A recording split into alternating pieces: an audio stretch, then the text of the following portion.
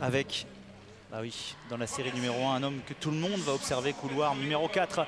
C'est le champion olympique du 110 mètres de Pékin, bien sûr, Deron Robles. Mais pour le couloir numéro 2, Eric Mitchum, l'américain, 7,71 du côté de Lexington, aux États-Unis. Il y a de cela quelques semaines. Un garçon qui s'entraîne à l'université de Floride avec le coach Mike Holloway. Shamar Sands, c'est un Bahaméen, un jeune Bahaméen de 23 ans, 7,58. Il a gagné à Gand il y a de cela quelques jours. Donc on commence à relever le niveau. Et le voici, Deron Robles. On parlait de jeunesse, il est jeune et pourtant il est déjà champion olympique. Deron Robles est vice-champion du monde indoor il y a de cela déjà 3 ans. C'est sa rentrée aujourd'hui.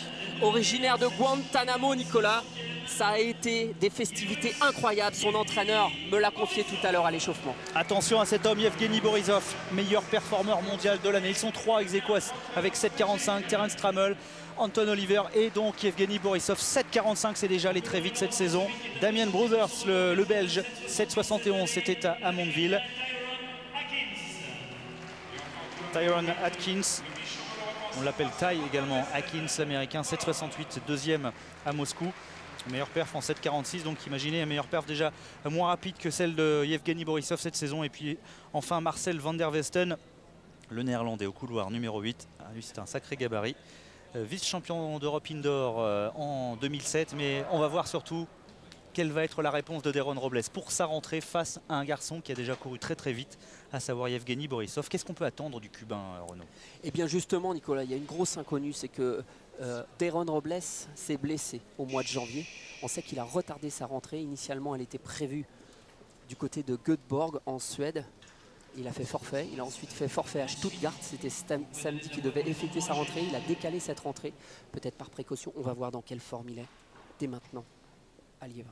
Il est au couloir numéro 4, le voici, Deron Robles, Borisov au 5. Là encore pas de faux départ avec un excellent départ de Borisov, mais Robles déjà, attention avec Shamar Sands, c'est fini pour Deron Robles et c'est Shamar Sands, me semble-t-il, qui va chercher la victoire dans cette première série. Déjà une première information, déjà un coup de tonnerre, l'abandon de Deron Robles, c'est une blessure, Renaud. Récidive, Nicolas, récidive, là il n'y a pas d'erreur possible. C'est une récidive de sa blessure aux ischio-jambiers. On l'avait dit, il y avait cette incertitude. Il s'est blessé.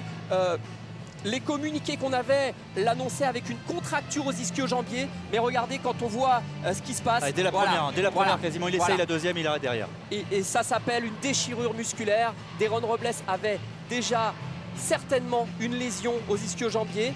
Il avait pris un délai de récupération, mais il était insuffisant. Allez, ça c'est vraiment un coup dur pour Deron Robles, le champion olympique. Donc il va, dans ces cas-là, ça peut être combien de temps? C'est la fin de la saison en salle déjà, quasiment. Alors là, ouais, voilà, c'est 6 semaines minimum. Une récidive, c'est toujours beaucoup plus long parce que là, forcément, vous savez, les muscles, il y a ce qu'on appelle les aponevroses, qui sont les enveloppes, et puis ensuite il y a le corps musculaire, les fibres en elles-mêmes. Probablement que c'était pas très grave il y a quelques semaines, peut-être une aponévrose qui était décollée, mais là une récidive c'est toujours un niveau de gravité supérieur, donc forcément ensuite on allonge les délais parce que sinon on peut arriver à des blessures chroniques, à des problèmes ensuite de muscles qui deviennent avec des cicatrices qui font des tensions permanentes et qui peuvent gêner l'évolution des athlètes pendant très longtemps. Ouais, mais c'est déjà l'image de ce meeting de Liévin qui revient après 2 ans d'absence dans une salle toute neuve avec 5000 personnes. Deron Robles obligé d'abandonner dès la deuxième haie quasiment, alors qu'on avait évidemment prématurément parlé un peu du record du monde de Colin Jackson, allais-je l'oublier, en 7 secondes 30. C'est vrai que c'était peut-être prématuré, mais on en avait parlé parce qu'il est tellement talentueux ce garçon. Et on va revoir. Voilà, c'est là. C'est au franchissement de la deuxième. On voit c'est la jambe d'attaque. Donc vous savez, c'est une ouverture très très violente, un peu à l'image de Christophe Dugarry à la Coupe du Monde 98, quand il était allé disputer un ballon, vous savez, en essayant de lancer la jambe, eh bien les ischio-jambiers avec cet étirement très violent avaient lâché. Eh bien Robles, c'est exactement le même mécanisme. Et c'est pas faute de s'être réchauffé, on l'a vu tout à l'heure à l'échauffement, vraiment il a vraiment appuyé son échauffement et malgré cela ça peut casser en compétition. C'est quoi la différence? Qu'est-ce qui fait qu'il a effectué un échauffement qui avait l'air assez intense et derrière au bout de 2 haies ça casse? Oui, parce que les intensités sont pas les mêmes. même, les intensités de compétition, vous savez, le stress, la pression, le public fait que le muscle est soumis à des intensités qui sont largement supérieures. Pourquoi? Parce que c'est le mental qui guide tout ça. Le mental, il y a encore une certaine réserve, un certain contrôle quand on est dans l'échauffement. Mais quand on est dans la course, il n'y a plus de gestion possible, il n'y a plus de contrôle possible. L'athlète doit donner 100%.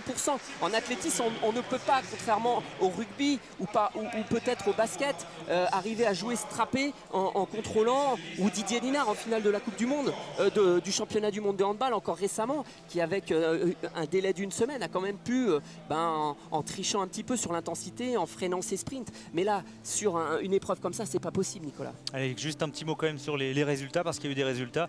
Eh bien, c'est Shamar Sandh qui s'est imposé en 7,60, 2 ex-aequo à 7,64, c'est Eric Mitchoum et Yevgeny Borisov donc, qui termine officiellement deuxième, et Ty Atkins quatrième avec un chrono de 7,72, et donc l'abandon de Deron Robles.